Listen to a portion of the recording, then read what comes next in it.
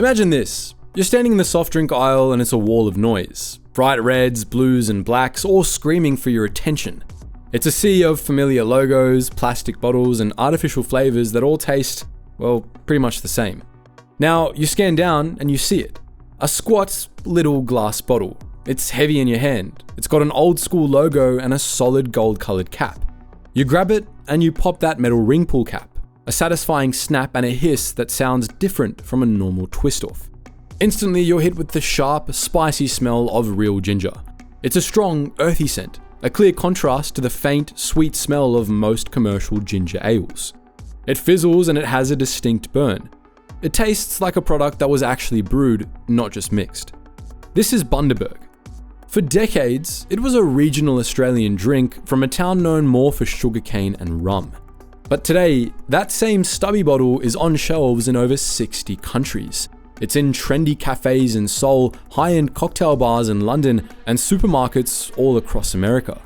This is the story of how a family-owned business from a regional Queensland town managed to build a global brand.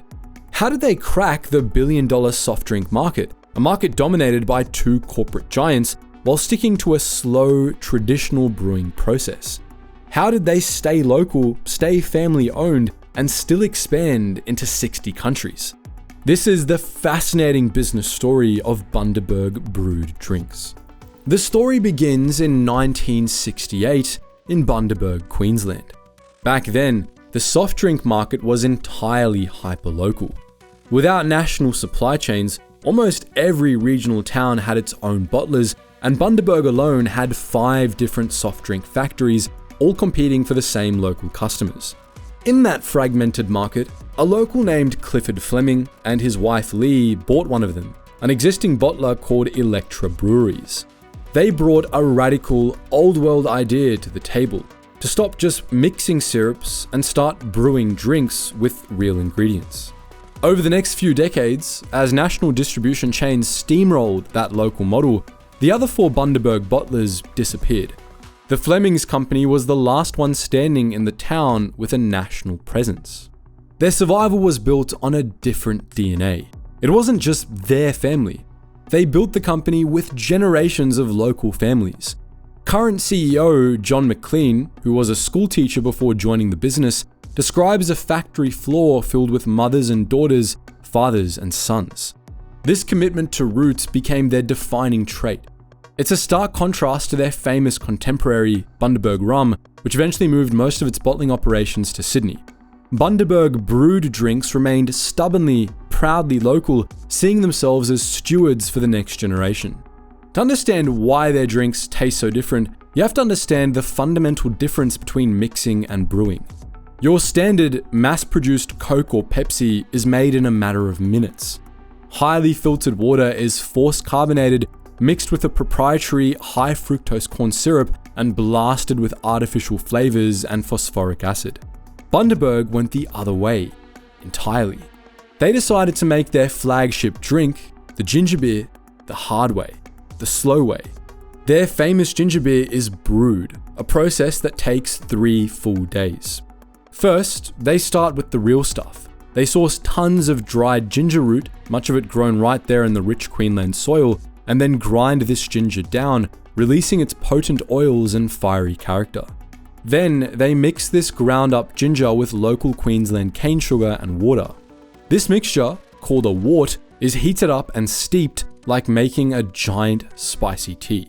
They then add a special proprietary yeast to the wort, letting the mixture ferment. For the next 3 days, that yeast gets to work. This creates a stunning depth of flavor and a natural, fine bubbled carbonation.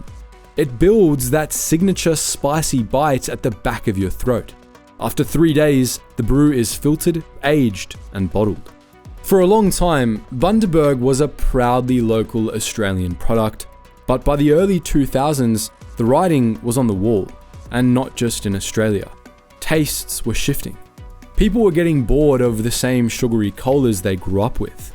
A new, health-conscious consumer was emerging, and they were suspicious of high fructose corn syrup, artificial anything, and ingredients they couldn't pronounce. Simultaneously, the craft revolution that had transformed beer and coffee was spilling over into everything else. There were people who were suddenly willing to pay a premium for small batch, artisanal, and premium products. And Bundaberg, which had been quietly doing its thing for decades, suddenly found itself holding a golden ticket. The Flemings realized their quirky, old-fashioned drink was exactly what the future of the beverage market was looking for. So they made their next big move: export. Ginger beer became the spearhead. They didn't try to compete with Coke on price. That was a losing game. Instead, they aimed for the premium adult soft drink space. It started small, just across the ditch in New Zealand. It was an instant hit, and then they targeted the UK and the US. They aimed for places that cared about quality and appeared in high-end grocers. They got in the hands of bartenders in Manhattan and London who were desperate for a high-quality, non-alcoholic ginger beer for their Moscow mules that actually had a kick. Bundaberg's secret weapon in these foreign markets was that it wasn't trying to be mainstream. It leaned hard into its Aussie roots, its craft methods, and its bold, uncompromising flavor, and in doing so, the drinks sold themselves. By 2018, Bundaberg was a certified international success story, but they had hit a ceiling. They were in specialty stores, but they weren't in every store. To get to the next level, to get into the Walmarts, the 7-Elevens, the Servos, and the massive chain restaurants, you need a distribution network, a massive, global, terrifyingly complex network. Building that kind of network from scratch would take decades and cost billions. There are only two companies on Earth that truly have it: Coca-Cola and PepsiCo. This is the moment where 99% of successful craft brands die. It's the classic story. The big corporation comes knocking. They offer a life-changing amount of money. The family sells, the corporation streamlines the business, they replace the real ginger with cheaper extracts. They move production to a massive soulless factory in New Jersey. They ditch the glass bottle for plastic. They cut every corner to maximize shareholder value, and within 5 years, the brand is just a hollowed-out shell of what it once was. But the Flemings were smarter than that, and that didn't become their story. In 2018, Bundaberg made headlines. They announced a partnership with PepsiCo. It wasn't an acquisition. This was a distribution deal, period. PepsiCo would use its colossal, globe-spanning logistics and sales muscle to get Bundaberg's Stubby bottles into millions of new stores, cafes, and bars across the United States. All the while, Bundaberg would remain 100% family-owned. All brewing would still happen in-house on their own terms in their own facility, right back in Bundaberg, Queensland. PepsiCo wouldn't touch the recipe, the ingredients, or the process. The Pepsi deal was key to unlocking the massive US market, but to become a truly global brand, Bundaberg needed to prove it could win elsewhere. This required a different, more localized strategy, especially in the booming, trend-driven markets of Asia. Their expansion into South Korea is the perfect case study. The brand first gained an organic foothold in the nation's aesthetic-driven cafe culture. Soon, their iconic bottles were even spotted in music videos by K-pop superstars like Stray Kids. But this cultural buzz was backed by sharp strategy. CEO John McLean noticed a local trend. Pink grapefruit was everywhere, as both a fruit and a juice. The company then pushed a pink grapefruit flavored drink into the market, and it exploded, becoming the #1 selling line in the entire country. As Bundaberg's global success peaked in 2023, with sales in 60 countries and a massive US distribution deal, the company announced its next logical step. It was a $152.2 million investment in a new, state-of-the-art super brewery right in Bundaberg, the very same sugarcane town where it all started. This move was a powerful and monumental vote of confidence in keeping things local. Just as their global reach was expanding, they chose to double down on their roots. The new facility is an engineering marvel that doubled their production capacity, allowing them to double their brewing capacity. It brought cutting-edge technology to the regional town and created 600 new local jobs, all while cementing their commitment to home. This decision is the secret to their rock-solid, non-negotiable quality control. It's a guarantee. It means that every single bottle of Bundaberg, whether you're sipping it in New York, Seoul, or London, was brewed under the exact same roof by the same team using the same local ingredients as the ones sold at the corner store in Brisbane. That $152 million commitment to local production is a decision that runs directly counter to conventional business wisdom. For a global brand of this size, the typical strategy involves diversifying production. Companies logically build or license regional facilities to manufacture their products closer to key markets like Asia, Europe, or North America. This approach is standard practice for a reason.